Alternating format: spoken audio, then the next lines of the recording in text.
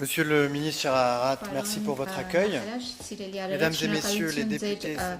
merci pour votre présence avec moi aujourd'hui. Mesdames et messieurs, chers amis arméniens, tout à l'heure, alors que nous annonçons notre descente sur Erevan, sous le regard du Առաջ երբ իջնում էինք Երևան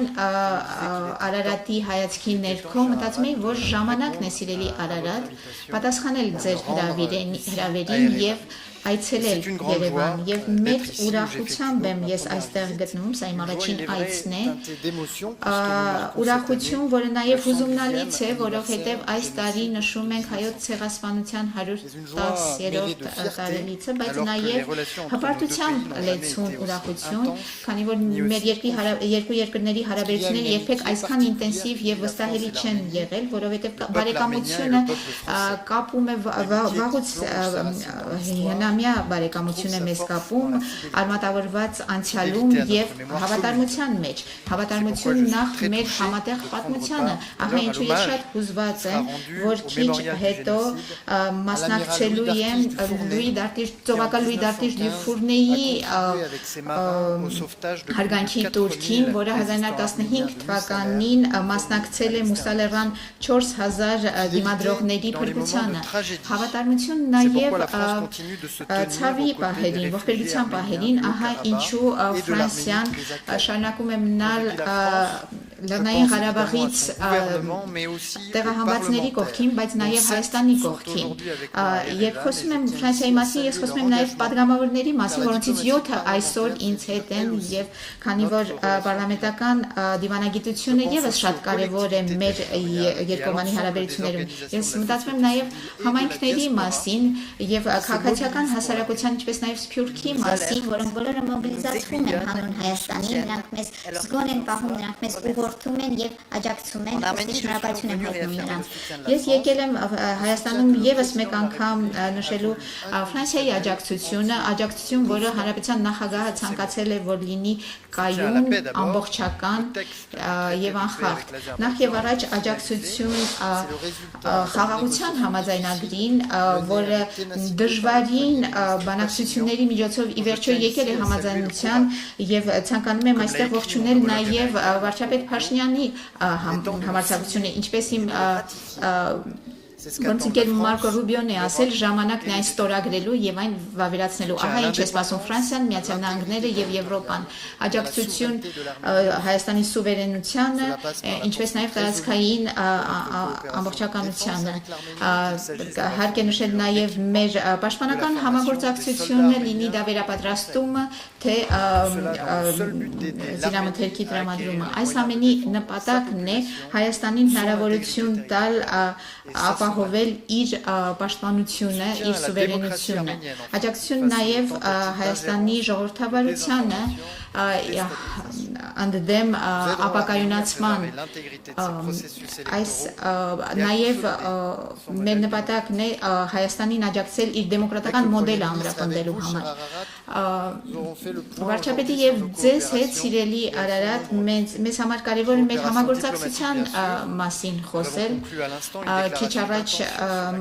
մտադրությունների հռչակագիր ստորագրեցինք մեր երկու նախարարությունների համագործակցության վերաբերյալ։ Միասին նախապատրաստում ենք նաև ապագա օրակարգը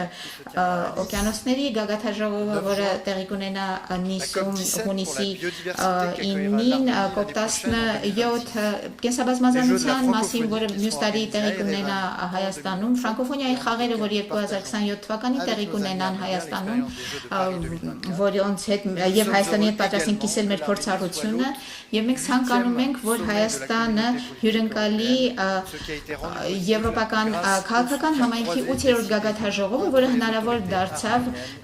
շնորհիվ նաև Հայաստանի եւ Ադրբեջանի իշխանությունների համաձայնության։ Կարևոր է նաև նշել, որ Հայաստանը Ֆրանսիային է, ֆրանսիական իդեմիա ընկերությանն է վստահել կենսաչափական անձնագրերի թողարկումը, սա վստահության նշան է եւ այս վստահությունը փոխադարձ է։ Ես ցանկանում եմ ձեզ հայտնել, որ ֆրանսիական զարգացման գործակալությունը արդեն 26 միլիոն Եվրոպայի կանաչ պարտատոմսերի ուրեմն թողարկումն է համաձայնացրել ինչպես նաև Պրոպարկոն մասնակցություն է ունենալու ԱԳԲԱ բանկի կապիտալին եւ բոլորին վերջերս զարգացման ֆրանսիական գործակալությունը ջրի եւ գյուղատնտեսության ոլորտում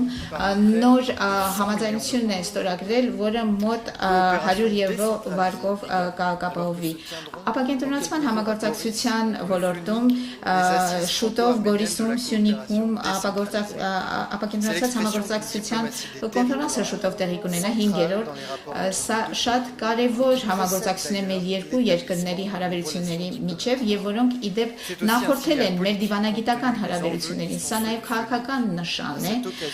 որ սա տեղի է ունենում Սյունիքում եւ այս առիթով Գորիսում Ֆրանսիան հյուպատոսական գործակալություն կբացի։ Եվ քանի որ Հայաստանի հետ Ֆրանսիան երկարատև պարտավորություն է ստանձնում, մենք մի քանի փաստաթուղթ ենք այսօր ստորագրել, որոնք մենք մեր ապագա հարաբերությունների խարիսխը կլինեն, ինչպես քիչ առաջ ասացինք, մեր երկու նախարարությունների միջև համաձայնագիրը, երկու ֆրանսիական ձեռնարկությունների միջև համաձայնագիր, ինչպես նաև մի համաձայնագիր, որը շնորհիվ որի Expertise France կազմակերպությունը կհաստատվի Հայաստանում, որի շնորհիվ մենք արդեն Հայաստանին տրամադրել ենք տարբեր փորձագետների։ Վերջապես Ֆրանսիան կշարունակի գործել հանուն Ֆրանսիայի եւ Եվրամիության հարաբերությունների ինտենսիվիկացման, լինի դա խաղաղության եվրոպական գործիքի վերաբերյալ վիզաների ազատականացումը, թե ենթակառուցվածքների թե կապակցվածության ծրագրերի մեջ ներդրումը, Ֆրանսիան միշտ պատրաստ կլինի աջակցել Հայաստանին, ապահովել այնպիսի մի հարաբերություն, որը գնալով ավելի ու ավելի կառուցողական կլինի։ Ահա տիկնայք եւ պարոնայք, ինչ թեմաների շուրջ ենք մենք քննարկել, ինչ թեմաների շուրջ ենք քննարկելու վարչապետ Փաշինյանի հետ եւ իմ գործընկեր նախարար Միրզոյանի հետ։ Ես իհարկե ցանկանում եմ անպայման ողջունել Երևանյան երկխոսության կազմակերպումը, որին քիչ հետո պատիվ կունենամ մասնակցել։ Այս երկրորդ կոնֆերանսը արդեն դառնում է կարևորագույն հանդիպում որոշում կայացողների, ղեկավարների, հետազոտողների եւ այլոց միջև։ Շատ շնորհակալություն, սիրելի Արարատ։